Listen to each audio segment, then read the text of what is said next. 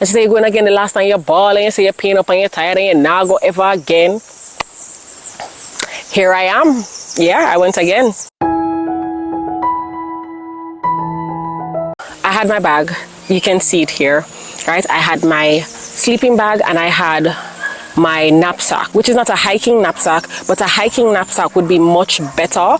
Trust me, just going on the journey, I realized that a hiking knapsack would have been so much better. So we stayed from Friday to Sunday, so 2 nights, and I carried 2 joggers, 2 shirts, a sweater dress, which I feel like, looking back now, I didn't need to carry the sweater dress, but because I was going to be there on Sabbath and we're going to have Sabbath service, I wanted to have the dress, but I really didn't need it. And I carried a sweater, like a hoodie, and a cardigan, and of course underwear. And I carried 1 bra, like 1 sports bra. Looking back, I carried 2. Maybe TMI. And then Pastor had said to us 2 shoes would be better than 1. So I brought our sneakers and I brought my Crocs and I brought my slippers. Slippers essential because you need to go into the bathroom. You don't want to be standing in the bathroom like that. You want to be in the bathroom. You want to be able to move around. So slippers very essential. And of course food for that amount of time. So I carried like bun, cheese. I carried a coconut bread. I carried banana chips. I carried tuna and sardine. I came back with 1 of the buns. I came back with 1 of the banana chips. Oh, I carried some crackers, like the little wheat crackers. 3 banana chips, as I said. And yeah, that was it, really. Oh no, and I carried juice, like 3 little straw juice, like the true juices, 3 of them, and 3 true shakes. Yeah, and of course I carried water. I'm going to show you my water bag. I am so proud of this purchase for this trip. It was awesome. That's what you see here in this bag. But the shoes, I tied it up onto the bag because I couldn't carry that, right? And I had a fanny pack because I wanted, when I go up to the peak, I had something to have my phone, because my last trip, I lost my phone. It fell out of my pocket, hit on a rock, and then everything was just messed up. I was very careful with my phone on this trip. Funny enough, when I was going on the trip, my mother said, you're going again? Because it's my 2nd time going to the Blue Mountain Peak. And she said, you're going again the last time you're balling, you say you're paying up and you're tired and you're not go ever again. Here I am. Yeah, I went again. So when I thought about the fact that I had to really prep, you know, they sent lists to the group. We were in the hiking group and people, and I kept communicating with people who had done the hike before and asking them, you know, food-wise, what should I have done? And I'm preparing. And, you know, I really took this. I knew it was going to be a spiritual, religious encounter. And from the beginning, I was always just relating it to my spiritual journey. And I'm saying, you know, when you're preparing for something, you pack your bag. But when you're preparing for heaven, it's only our character that we'll be able to take.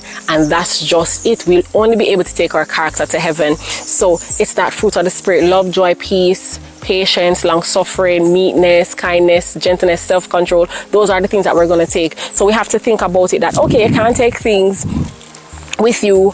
Another thing as well, when we start, just jumping ahead a little bit, when we started on the hike, before that, Pastor said, ensure to pack light. I did not pack light. I never took that instruction. So my shoulders killed me the whole time. I was dreading going up with all that weight. Man, it was crazy. So anyways, that's the same thing with sin. When we're carrying our sin, we're carrying our burdens, you know, they're weighing us down and they're taking us a longer time, and it makes it so much harder in this journey of life as we carry sin. So I'm imploring us to lay our sins down, lay our burdens down, talk to Jesus about it. He will help us. So that's one of the takeaways I took from this journey. Like when I was walking, I'm like, man, this is what I'm doing to myself spiritually while I carry my sin and I carry my burdens, you know.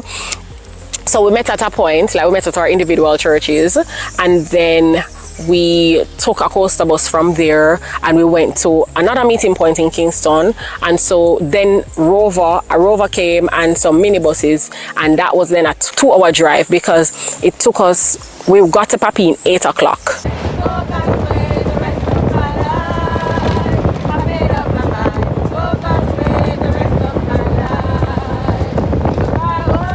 In the minibus and the rover, and then we got to the foot of Jacob's Ladder, which is where we started our journey. We got to there at about 10 o'clock. So it was a 2-hour minibus and rover drive. So I slept within the journey. I slept that journey because I knew, you know, the journey was about to begin. And then the thing about me, I was traveling with some lovely girls. But they cuss me because I left them behind. I'm the type of person, so when I'm exercising or I'm doing anything strenuous, I don't like to talk.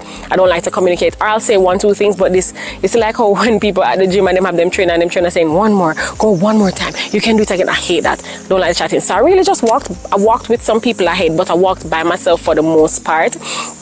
And it was a very pensive time for me. You were in darkness. You have your lantern. So I had a lantern. Everything that I'm talking about, I'm going to put in the description so you can see. And I'm going to show a picture of all the things that you need to have in your bag. So I had a lantern. I wanted to take my flashlight, but when I tried my flashlight at home, I realized it wasn't working. So I got a cheap little $400 lantern at a Super Plus. And it used 4 AA battery. And I'm telling you, trust and believe.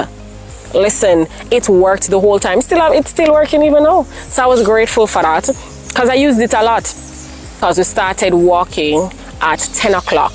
No, I took 1 hour, sorry. And then I got there at 11, which was shocking to me because I thought I'd have taken longer than that. Because I'm sure the previous time we went, we took longer than that, right? But it was my first time, I guess, or whatever. So while walking along the journey, I'd walk with people and we'd encourage each other, and then there were other times I was alone and I'm thinking this is so much like the spiritual journey. You're walking with others and the iron sharpeneth iron, and then there are other times when you're just alone and you feel like you're by yourself, but I know God is with me. I was never afraid. It was so dark, pitch dark. It made no sense to take any pictures or anything. Pitch black in the darkness, and I turn off my light and I just listen to nature, listen to the creatures out there and just really enjoy it. Trust me, some people said they would be afraid to walk alone. I remember Pastor saying, ensure that you have your partner walking with you. I was like, I'm fine, I'll be good without a partner. You know, it's not a big deal for me.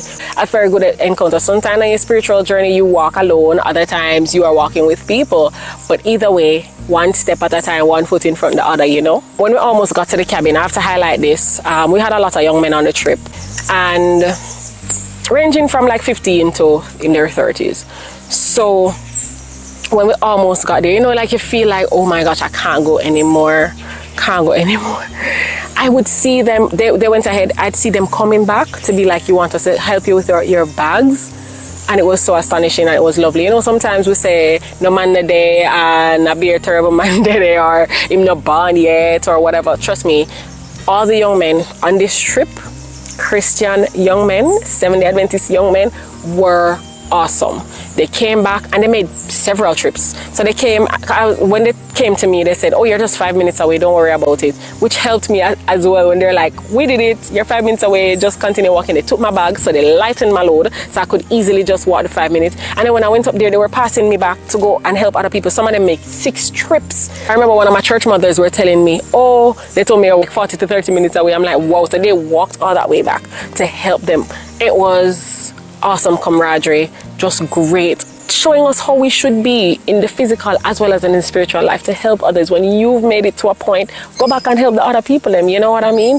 That was very encouraging. So when we got there, we convened, we prayed, and then we went to the cabins. And it was night, as I said. We got there I got there at 11. Some people got there at like after 12, like an hour later. And then we went to the cabins and we rested. Listen, I bathed that night. I was so sweaty, and that's the thing too. You don't need to dress a lot. You don't need to put on like a top and a bottom is fine, like a leggings and a top, because while you're walking, you're going to get hot. The issue now is when you reach and you put out the whole of your clothes. So basically your clothes is drenched, and then the chill of the air and it cooling you. So that's the only issue there now. Also, do not tie, pro tip, do not tie your thing around your waist, tight around your bag or something, because we sweat, everybody sweat so much that they soak their sweater that they tied around their waist. So yeah, pro tip, don't do that. So we went up, it was good. Go sleep, we woke up, we had Sabbath service, it was lovely, very good. We went and we rested after the Sabbath morning, very unofficial but very good. Getting to know each other session, very good. And then in the evening now, we had another session which was very heartwarming. You know, our young people really poured their hearts out and it was lovely, and we taught me a lot. I'm very passionate about youth ministry and encouraging our youth, so it was a very lovely encounter, and everybody left in a vibe of healing. Everybody was on that path where we're helping each other and stuff like that. Everybody, it was very, very good and very touching.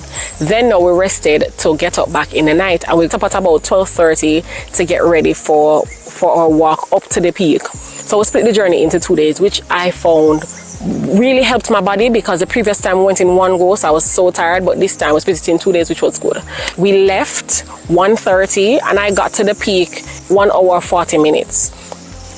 But we left 1:30, so you can imagine that I got there in like 3:10, so it was too early. So that's the next thing. If you're a fast walker, leave at like 3. Yeah. If you're a slow walker, I'd say leave at 2. I think 1:30 was too early. But anyway, we left, and the journey going up now, it was a church mother that really brought me all the way. She was stepping. She's maybe 10 years my senior, and she was stepping. She was going on with every step. I never even look up none at all. I just was following her footsteps going up. And that was also another reminder for me of iron sharpening iron. Funny enough, she was telling me that me behind her was pulling her along. Like, I wanted to rest along the journey. I'm like, no, I'm not gonna rest, because the truth is, when I stop, it's gonna be so much harder for me to start back.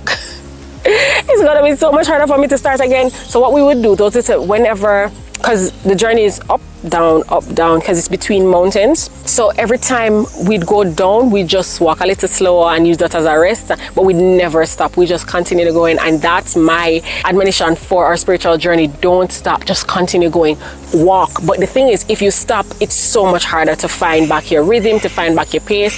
So much harder. That's the thing.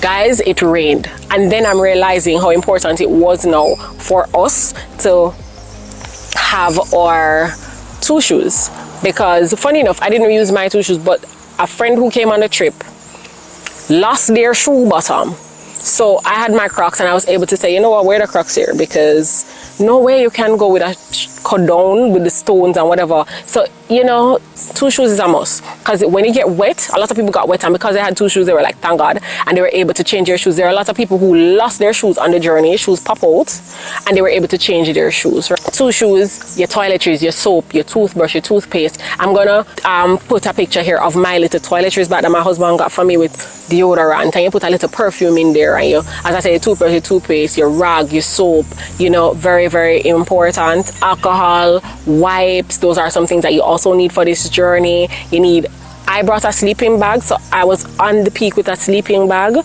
wrapped around me, which was good, but it got wet and soaked, so you need sheet as well. Sleeping bag and sheet, I would say. That's a little sheet, nothing major. And also, let me talk about the cabins. So the cabins now, there are 2 types of cabins, one with bunk bed, one with beds on the floor. The last time I was there, I got the bed on the floor, which is fine. I didn't mind that experience, but this time I got the bunk bed. Either way, I'm a rough and tumble cabin girl, so it's not an issue for me. And Sabbath afternoon, we got soup. I'll put that footage in here. This gentleman made soup for us, and it was lovely. We needed that because you're eating dry food the whole time, so that was nice. That was a nice change. Up there cold, guys, the water cold. I've always gone to camp, especially in Manchester, so when I was younger, so I'm used to cold water. Plus, I'm living in Manchester now, so I'm used to cold water. So it wasn't an issue for me, but a lot of people were like, too cold. But I bathed like twice. Some people said they would have bathed only once. No, I had to bathe. It was a no-no for me, right? Each time I came off from hiking. So when we came off the peak, right, we took the same amount of time to go up and come down, which was 1 hour 40 minutes. I feel like I took a longer time to come down because I was so tired. And guys, it rained and wet up the people like crazy, so it was a miserable journey going down for a lot of people. It rained on me too, but it wasn't bad. Also, we didn't get to see the sunrise, so I am going to put in here some sunrise pics from the previous trip that I went on, as well as some pics furnished by other people who went in 2021. I went in 2021, but 2 different trips. Go with the right set of people. Also, a pit toilet them up there, so I had bleach in a little bag, and I just wipe off the seat and wipe down the place. I do a little thing because the smell, but I go country all the time. When I was younger, my mother used to bring me to country, and we used to have pit toilets, so it's nothing new to me, but just so you know. And I'll just put in some footage right along of the whole trip, of how it was and how it was good for us. It's a very good experience. I would implore you to go enjoy Jamaica in that light, hike the Blue Mountain. So don't forget to like, share, subscribe, and comment below. See you at my next video. I stay no longer with you. Your life that shows up, I stay no longer with you. I made up my my mind to go God's way the rest of my life. I made up my mind to go God's way the rest of my life.